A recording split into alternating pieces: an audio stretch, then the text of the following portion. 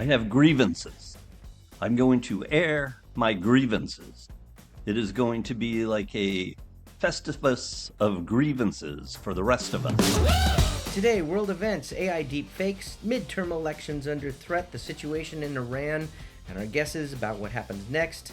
Minnesota, Candace Owens outing time travelers, and more. Stick around. Happy New Year. Welcome to the Risk Reward Show. Robert, welcome to the Risk Reward Show. How was your New Year's break? My New Year's break was interesting, intriguing, and at the same time, perplexing. I have grievances. I'm going to air my grievances.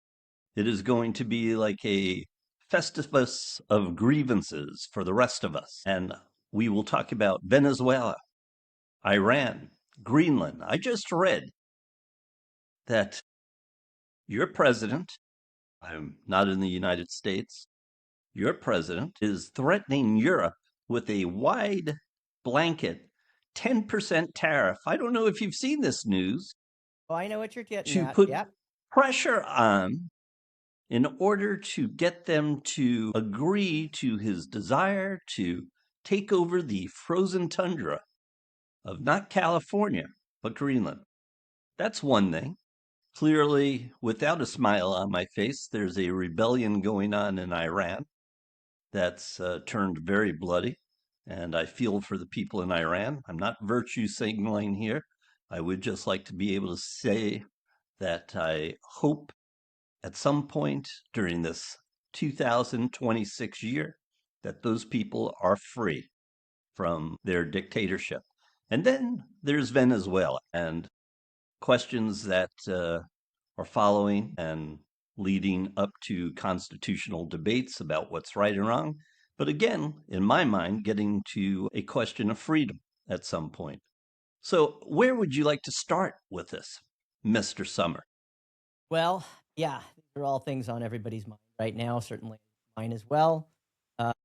Throw a dart and start there. I'll tell you what, why don't we start with this? It's a new year, new opportunities. It's almost like we have to grab any opportunity we can. Did you have a New Year's resolution? I don't make New Year's resolutions. I think we discussed this last year. I really try not to. I just try to build on my success story from the year before, and each day is a new universe for me. You know what I decided? I didn't make a New Year's resolution, but I have decided just sort of loosely, I want to be more productive this year. I think we kind of all have to. The way the world is going, it's just impossible to predict. Then you got AI on top of everything else. I think everybody just needs to find a way to be as productive in as many avenues that they feel confident or curious about that they possibly can. So I'm going to be finding productivity hacks, and I'll share them along the way. How's that? That's my resolution. You can ask me, Very what's your good. productivity hack for the week? I'll see if I have one. But that Interestingly aside, enough, yeah.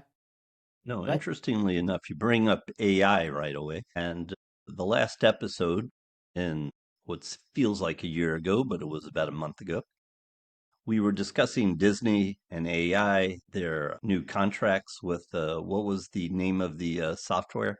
Surya? Is that the name of it? Soria, which is it's part of it's Surya. OpenAI. So Sora.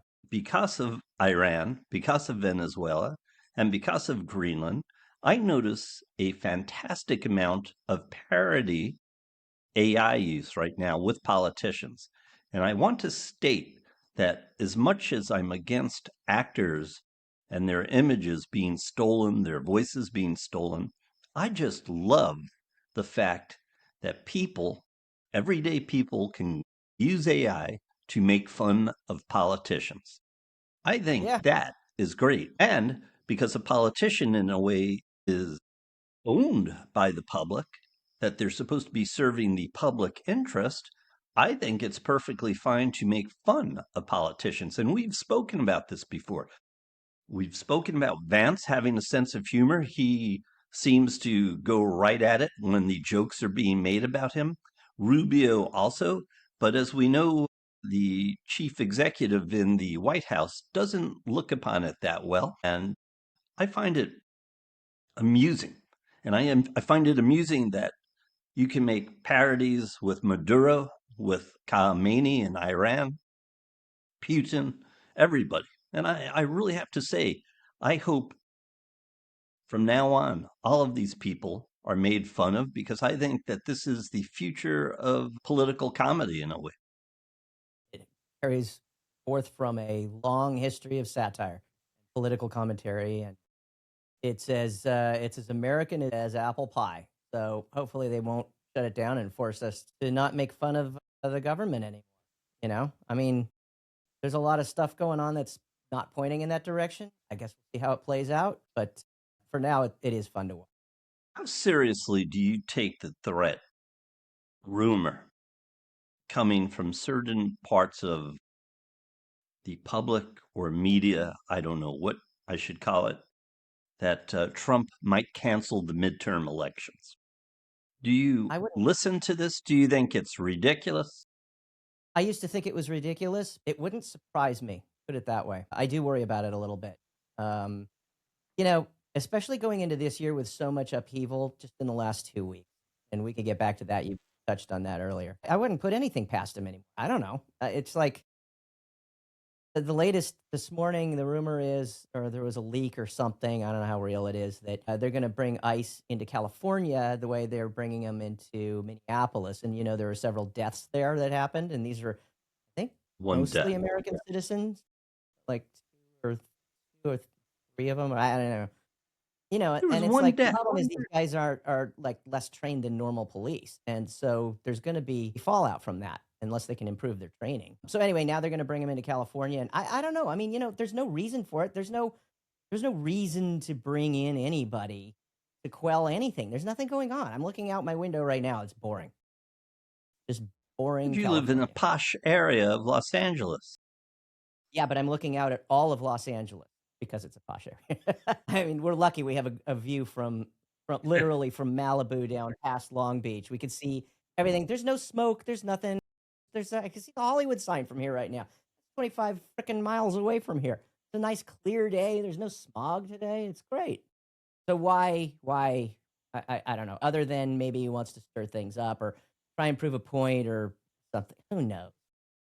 I guess we just have to see how it plays. I'm going to say this. If the midterm elections in the U.S. are canceled, I would be beyond surprised. I would put the chance of that happening at zero. And I look at Okay. risk assessment all the time.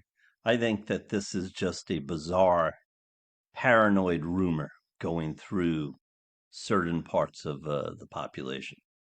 I just don't see this as remotely possible. Now, what I do think is possible is that Trump is going to examine running for a third term, as we've spoken about before. And as I said to you last year, it wouldn't be surprising to me if he attempts to do that constitutionally by running as the vice president, because that's a gray area. I'm not saying I agree with the gray area. I'm not saying I agree with running as a third term, as with a third term. I'm against it. Let me say I'm against it. But that wouldn't be surprising to me. And I think that would be very problematic.